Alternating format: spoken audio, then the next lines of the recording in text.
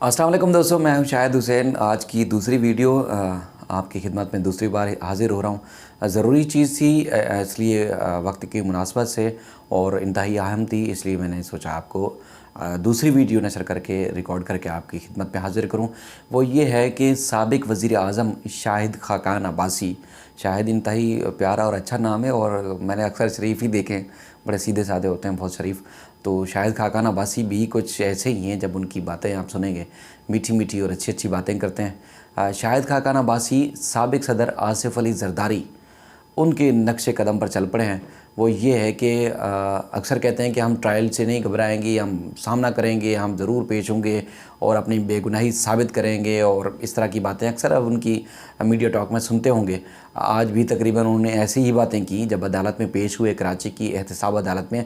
उनके ऊपर जो इल्ज़ाम है वो ये है कि साबिक़ MD PSO इमरान हक शेख हैं, उनकी तकर्री और कुछ और तकर्रियाँ थीं PSO के अंदर। जब वो मुशीर वज़ीर पेट्रोलियम थे, उस वक्त उन्होंने गैर कानूनी तौर पर तकर्री की थी और नैब ने 2017 में ये तहकीकात शुरू की थी। ये आज की नहीं है, मैं बार बार ये आपसे कह रहा हूँ कि इस हुकूमत की नहीं है, ये 2017 में नैब ने तहकीकात शुरू की थी और उसके बाद ये अब रेफरेंस जाकर बना कुछ अर्सा पहले।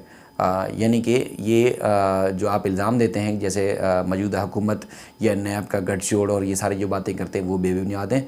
2017 में दिसंबर में या उससे पहले जब पहली बार मैं बोल TV में था, तो उस वक्त मैंने ये ख़बर नशर की थी कि शवाहिद नैब ने हासिल कर ली और इंक्वायरी हतमी मराहल में दाखिल हो गई थी। उसके बाद हुकूमत चेंज हुई और ये वो, लेकिन ये इंक्वायरी उस वक्त शुरू हुई थी। अच्छा, नक्शे कदम पर किस लिए चलें, वो किस तरह चल रहे हैं कि मैंने पहले कहा था कि साबिक़ सदर आसिफ़ अली ज़रदारी साहब केसेस को तात्तुल का शिकार करवा के ताख़ीरी हरबे इस्तेमाल करके उसका बेनिफिट वो कैसे लेते हैं, किस तरह लेते हैं। मतलब ये एक क्रिमिनल माइंड आप कहें, वो क्रिमिनल माइंड अप्लाई करते हैं हमेशा कोई भी फ़ायदा लेने के लिए, तो वो लेते हैं और इसकी वजह से केस जब तवील अरसे तक चलते हैं तो फिर उसका बेनिफिट वो कहीं ना कहीं किसी न किसी तरीके से लेके बरी हो जाते हैं या किसी न किसी तरीके से वो बाहर ज़रूर आ जाते हैं। आसिफ़ अली ज़रदारी साहब ने जो आज अदालत में किया वो बताता हूँ मैं आपको, लेकिन इससे पहले चूँकि ये वाली बात शाहिद खाकान अब्बासी वाली बात भी मीडिया ने रिपोर्ट ही नहीं की, उनकी आनियाँ जानियाँ और उसके बाद मीडिया टॉक रिपोर्ट की और उसके बाद वो चलते बने।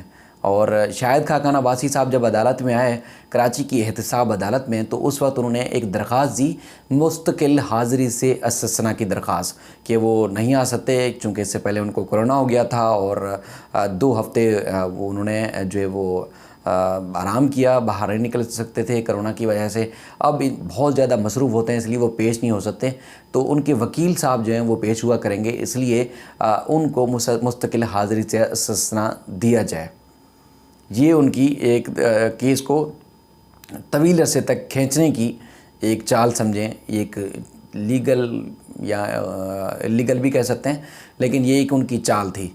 मीडिया ने रिपोर्ट नहीं किया, मैं बार बार आपसे कह रहा हूँ कि इसलिए कि अब किस तरह ये केसेस चलाते हैं, किस तरह सामना करते हैं और फिर बड़े बड़े दावे करते हैं। हमारे सियासी रहनुमा जो है या मुख्तलिफ वज़रा भी रहे हैं और बड़े बड़े ओहदों पर रहे हैं, और शाहिद खाकान अब्बासी की तो एक क्लास ही अलग है, वो रहे हैं। उसके बाद वो हमेशा कहते हैं कि उन्होंने ट्रायल का सामना किया और वो हमेशा कहते हैं कि बाइज़्ज़त बरी हुए। इससे पहले जब वो जेल गए और उसके बाद वो परवेज़ मुशर्रफ के दौर में जब इनकी हुकूमत ख़त्म हुई थी, तो बहरहाल वो हमेशा दावा करते हैं मुसलसल केसेस को सामना करने का, ट्रायल फेस करने का।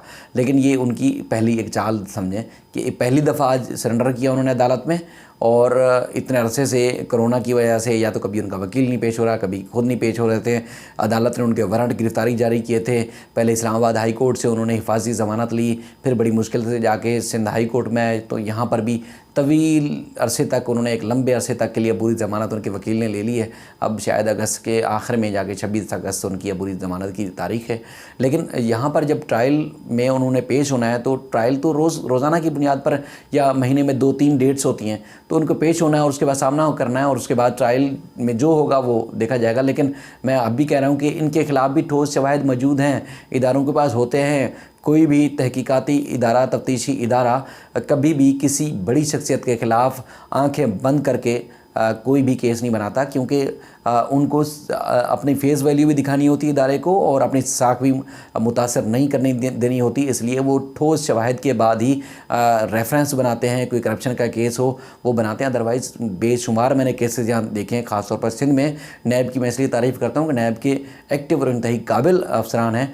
उन्होंने जो है वो जब केस बनाते हैं तो मजबूत बनाते हैं, नहीं बनाते तो वो इंक्वायरी स्टेज पे या इंक्वायरी स्टेज पे ही जाकर ख़त्म कर देते हैं। अगर कोई इनके खिलाफ़ कोई शिकायत आती है, उनके पास किसी मुलजिम के खिलाफ़ कोई शिकायत आती है, तो वो इस तरह इंक्वायरी स्टेज पे ख़त्म कर देते हैं।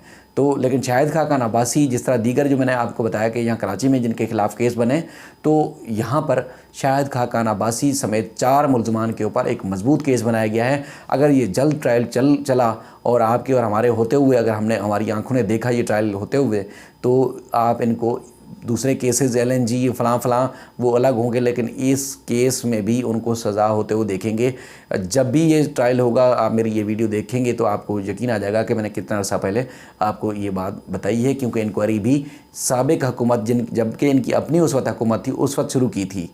नून लीग की उस वक्त हुकूमत थी 2017 में, जब इंक्वायरी शुरू हुई थी इनके ख़िलाफ़।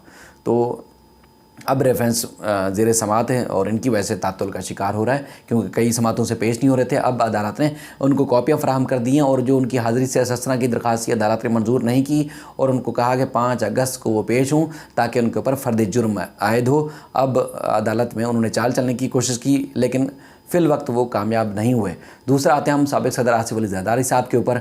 ये रेफरेंस जो पाक लैंड रेफरेंस था, इसमें जितनी भी पेचीदगियाँ थी कानूनी, ये दस्तावेज़ात नहीं है, वो दस्तावेज़ात नहीं है, इस किस्म की दरख्वास्तें, उस किस्म की दरख्वास्तें, ये लॉ पॉइंट, वो लॉ पॉइंट, उस सारे लॉ पॉइंट डिस्कस होने के बाद अदालत ने तारीख़ मुकर्रर की फ़र्द जुर्म आयद करने की।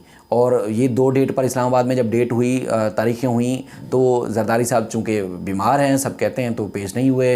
अनवर मजीद और दीगर मुलजमान 3-4 और भी कराची में, वो भी पेश नहीं हुए।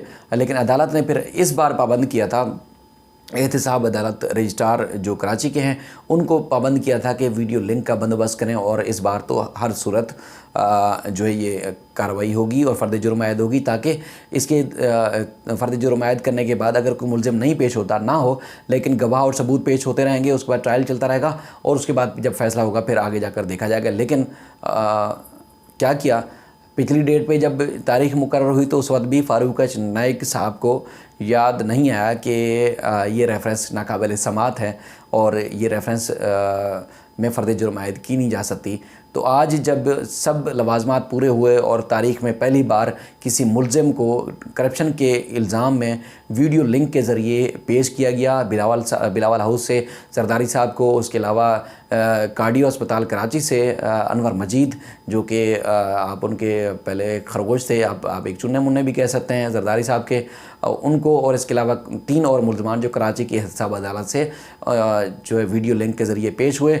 लेकिन उस दौरान उन्हें खड़ा करके फ़ारूक नाइक साहब ने एक एप्लीकेशन जमा करा दी अदालत में। अब उसमें आर्गूमेंट होंगे, फिर वो लंबी चलेगी, फिर तारीख पर तारीख होगी और उसके बाद फिर उस एप्लीकेशन के ख़िलाफ़ हाई कोर्ट जाएंगे, इस्लामाबाद हाई कोर्ट, और इस्लामाबाद हाई कोर्ट में अगर ये फ़ैसला हो जाता है, नहीं होता हक़ में या उनके ख़िलाफ़ आएगा, फिर इसके ख़िलाफ़ इस्लामाबाद सुप्रीम कोर्ट में अपील जाएगी। तो ये तारीख़ पर तारीख़ उन्होंने एक चाल चली, वो बिल्कुल लंबे अरसे के लिए। जिस तरह मैंने पहले भी आपसे गुजारिश की थी कि जरदारी साहब आज किसी सूरत भी फ़र्द जुर्म आयद नहीं होने देंगे, क्योंकि उनको पता है कि उनके ख़िलाफ़ शवाहिद मौजूद हैं और अगर ये फ़र्द जुर्म आयद हो गई तो फिर उनको सज़ा हो जाएगी, और सज़ा का धब्बा चूँकि जब लग जाएगा तो वो कभी खुद को बाइज़्ज़त बरी जो है वो या बेगुनाह नहीं कह सकेंगे, क्योंकि इससे पहले भी वो 8-10 साल इसी तरह बीमारी के बहाने 11 साल तक वो जेलों में जेल मुबैना तौर पर जेल, और हमेशा उन्होंने अस्पताल में वक्त गुजारा, और कभी आप उनकी ज़बान कटने के और कभी क्या क्या ख़बरें सुनते थे। लेकिन अब भी वो वही काम कर रहे हैं कि बीमारी के बहाने से वो उन्होंने ज़मानत ली, 1 महीना ज़ियाउद्दीन अस्पताल में रहे, उसके बाद ज़ियाउद्दीन अस्पताल में भी जो मेरे ज़राए वो बताते हैं किसी किस्म की ट्रीटमेंट नहीं थी। एक मामूली नौयत की किसी भी बुज़ुर्ग को जो ट्रीटमेंट दी जाती है, चाहे वो ब्लड प्रेशर, शुगर या कुछ वो दवाइयाँ दी जा रही थी। उसके बाद वो शिफ्ट हो गए बिलावल हाउस, अब आराम कर रहे हैं बिलावल हाउस में, लेकिन किसी किस्म की बीमारी नहीं है। रोज़ आप उनके स्टेटमेंट देखेंगे, वो रोज़ उनके स्टेटमेंट टीवी पर चल रहे होते हैं, लेकिन अदालत में पेश नहीं होना। और मुझे लगता है कि फारूक नायक समेत कुछ इनके जो पुराने दोस्त वकला हैं, मुझे लगता है कि शायद आगे तक, बहुत आगे तक साथ इनके जाएंगे, क्योंकि उन्होंने तो तहिया कर लिया है कि हमेशा उन्होंने इनका साथ देना है। और मुल्क और कौम से पता नहीं क्या उनकी दुश्मनी है या उनसे मोहब्बत है कि वो तनख्वाहें भी लेते हैं, सेनेट के चेयरमैन बनते हैं, ताहयात बारात लेते हैं, और उसके बाद फिर वो मुल्क और कौम की भलाई के बजाय वो ऐसे रास्ते पे चल पड़ते हैं जिसका शायद हमें तो मंजिल नज़र नहीं आ रही, या उनको ज़ाहिर मंजिल नज़र आ रही होगी, लेकिन ये सूरत हाल हो चुकी है। अब ये समझ लें कि ये वाला जो पाक लाइन वाला रेफरेंस है वो भी एक तवील अरसे तक चलेगा और उनका भी यही हाल होगा। तो आज बड़ी दिलचस्प बात थी शाहिद खाकान अब्बासी वाली, क्योंकि शाहिद खाकान अब्बासी साहब जब एहतसाब अदालत कराची में पेश होने के बाद जब बाहर आए तो फिर उन्होंने हुकूमत को चलता कर दिया। आप पहले -1 -3 और उसके बाद जब ये सवाल जवाब हुए तो उसके बाद आज उन्होंने 160 मैनेज कर दिए कि सारी काबीना जाएगी और सारे MNAs जाएंगे। उसके बाद उन्होंने अपना भी कोई मुस्तकबिल नहीं बताया, अपनी जमात का और पीपल्स पार्टी का भी, लेकिन उन्होंने सबको चलता कर दिया।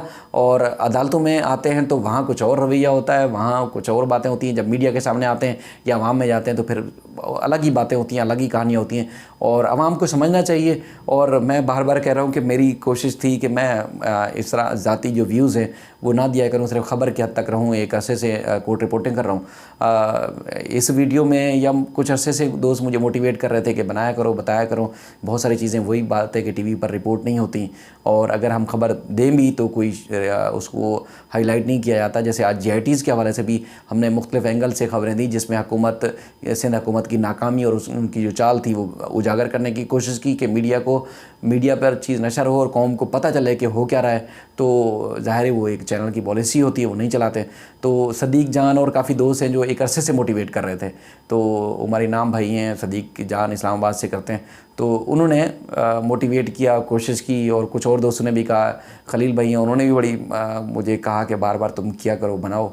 और मैं इसलिए अब लग गया हूँ इस तरह के काम में। और अगर कोई सजेशन हुआ करे, कोई चीज़ हो, मैं ज़ाहिर 100% सच नहीं बोलता। मैं ये नहीं कहूँगा कि भाई मैं सच बोल रहा हूँ, मैं गलत हो सकता हूँ, मेरी अपनी ज़ाती राय हो सकती है, गैर कानूनी तौर पर कोई बात हो सकती है, लेकिन मैं अपनी पूरी ईमानदारी के साथ किसी की साइड नहीं लेनी, किसी की इज़्ज़त नहीं उछालनी, किसी की मुखालफत में इस हद तक नहीं जाना। मैंने तय किया हुआ है कि किसी की मुखालफत में इस हद तक नहीं जाना कि उसकी शख्सियत को, उसकी ज़ात को, उसकी इज़्ज़त को नुकसान हो, और ना ही मैंने कोई अपनी ज़ात के लिए कोई ज़ाती फ़ायदा उठाना है। जो बात होगी खुदा को हाजिर नाज़र जान के, सच और हक़ की बात जो होगी, जो अदालतों में होगी, जो हकीकत बात होगी, जो मीडिया पर रिपोर्ट नहीं होती, वो मैं आप तक पहुँचाने की कोशिश करूँगा। अगर कोई गलत बयानी हो, कोई ऐसी आप समझें कि मैंने कोई गलत बात की है, तो मुझे आप टोकें, रोकें और मुझे बताएं, निशानदेही करें। मैं मज़ीद उसको दुरुस्त करने की कोशिश करूँगा और फिर किसी और मौजू के साथ आपकी खिदमत में फिर हाज़िर होंगे। तब तक के लिए अल्लाह हाफ़िज़।